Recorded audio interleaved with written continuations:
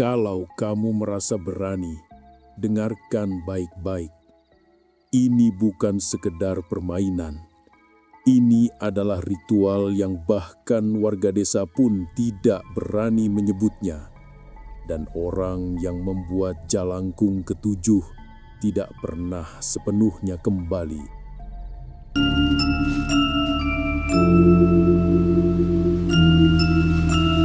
Di sebuah desa kecil di lereng Gunung Wilis, ada sebuah kepercayaan lama.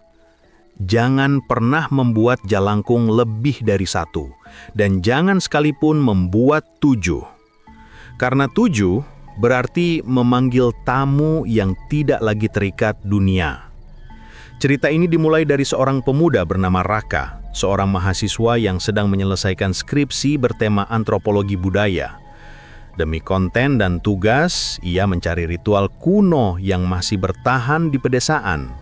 Ia tidak tahu bahwa pencarian itu akan membuka pintu yang seharusnya tetap tertutup.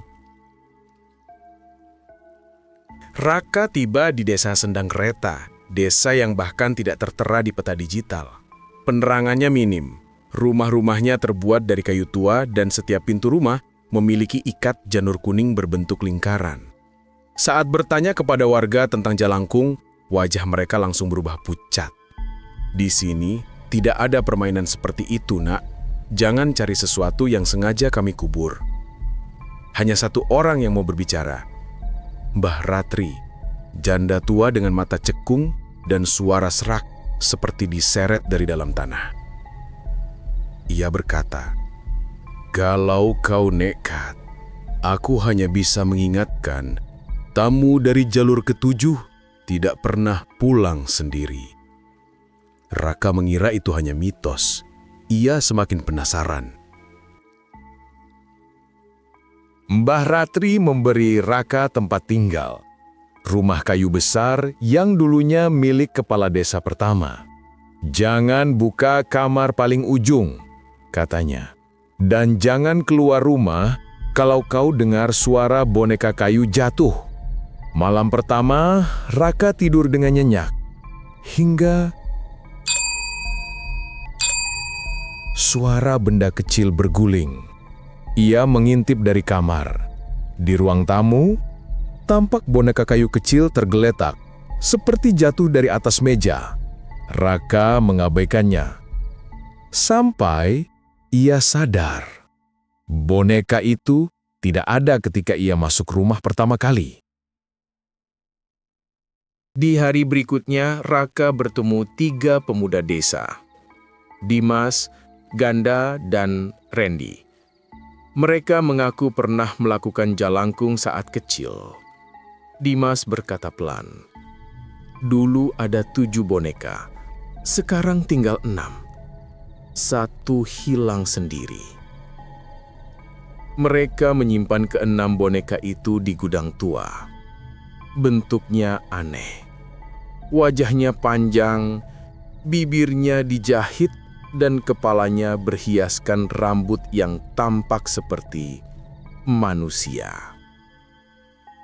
Saat Raka menyentuh salah satu boneka, kepalanya terasa hangat. Dan dari belakang, Mbah Ratri muncul tiba-tiba. "Kau menyentuhnya, maka ia akan mengikuti." Raka menelan ludah. Ia menolak percaya tahayul. Tapi rasa merindingnya tak bisa hilang. Dimas mengajak Raka melakukan jalangkung untuk konten video. "Yang penting jangan buat 7 boneka," ujar Dimas.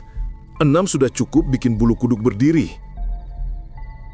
Mereka menggambar lingkaran di lantai gudang, menyalakan lilin, dan meletakkan ke-6 jalangkung di depannya. Dimas mulai membaca mantra. "Jalangkung, jalangkung, datang tak dijemput, pulang tak diantar."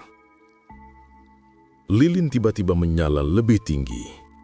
Angin berhembus dari arah yang tidak jelas. Boneka ketiga oleng ke kiri, seperti ada yang menyenggol. Raka merekamnya. Dalam rekaman terdengar suara kecil lirih. Buka kamar itu. Padahal tidak ada yang berbicara. Dimas panik, mereka menutup ritual buru-buru. Tapi saat mereka meninggalkan gudang, Raka melihat sesuatu di lantai.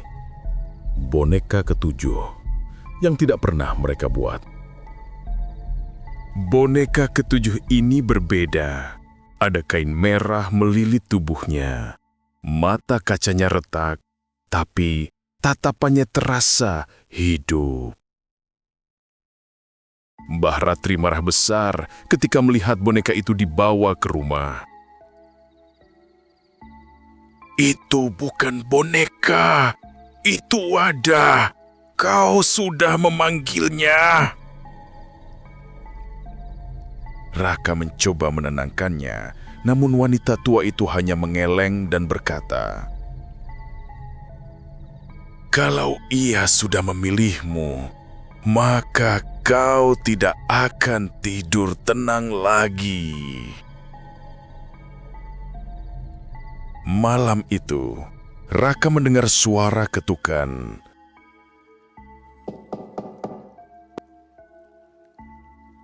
Di pintu kamar paling ujung, pintu yang dilarang dibuka.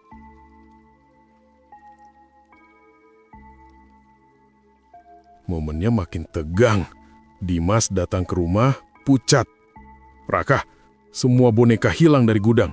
Semua, termasuk yang ketujuh." Mereka mencari seluruh rumah. Tidak ada.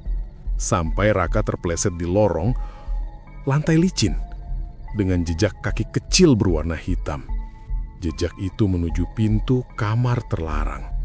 Dari dalam kamar, terdengar bisikan. "Kau memanggilku, jadi bukalah." Pintu tiba-tiba terbuka sedikit, seperti diundang. Di dalamnya, gelap total. Hanya bau busuk seperti mayat basah. Dimas menyalakan senter. Yang mereka lihat, keenam boneka pertama tergantung di langit-langit, dan boneka ketujuh duduk di kursi, menatap mereka lurus. Saat Dimas mendekat, boneka ketujuh bergerak.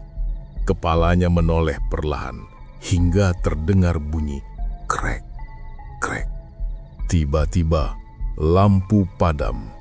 Hanya terdengar suara langkah kecil cepat berlari ke arah mereka.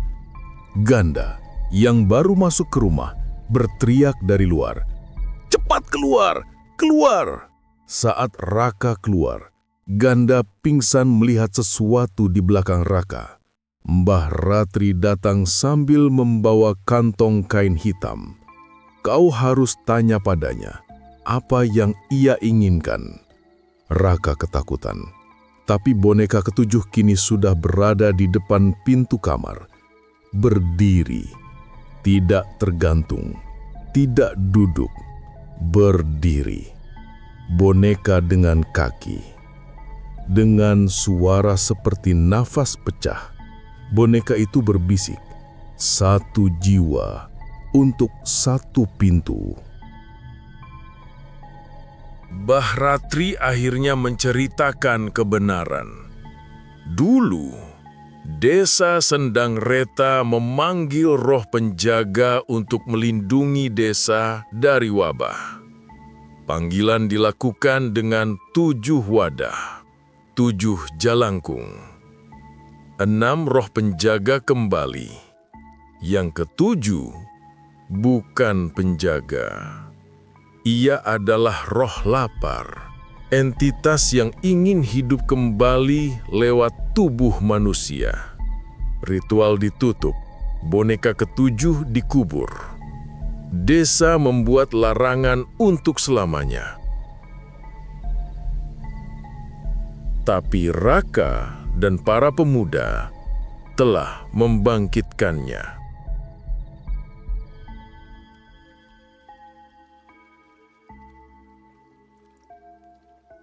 Satu-satunya cara menutup pintu adalah melakukan ritual pembuangan.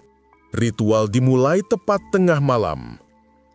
Mereka membuat lingkaran di luar rumah, menyalakan 7 lilin dan meletakkan boneka ketujuh di tengah.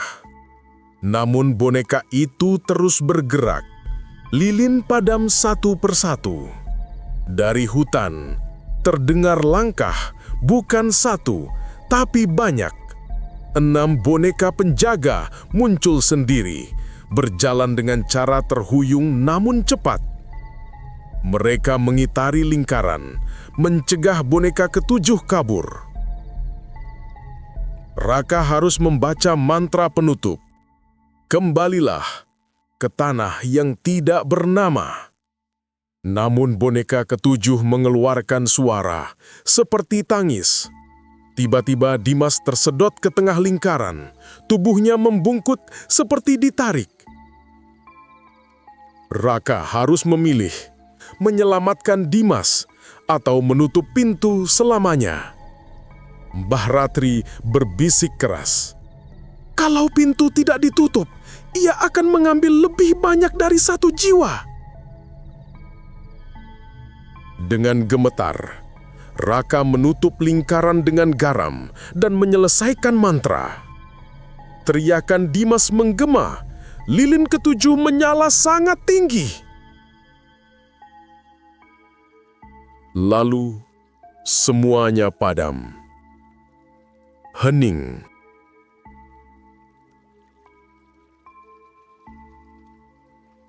Esoknya, hanya ada 6 boneka di tanah.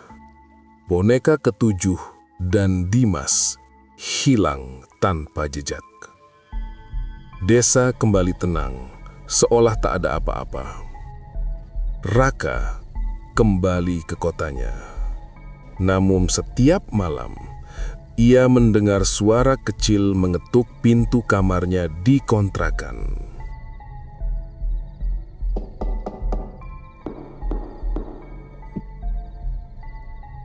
Dan sebuah suara lirih. Kau memanggilku dulu, jadi aku ikut pulang.